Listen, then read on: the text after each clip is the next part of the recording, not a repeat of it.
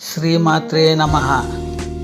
ఆషాఢ నవరాత్రులను గుప్త నవరాత్రులని, వారాహి నవరాత్రులని పిలుస్తారు.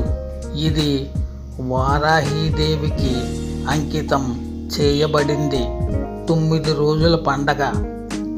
ఆషాఢమాసం శుక్లపక్షంలో వస్తుంది. ఇవి తాంత్రికులకు మంచి రోజులు.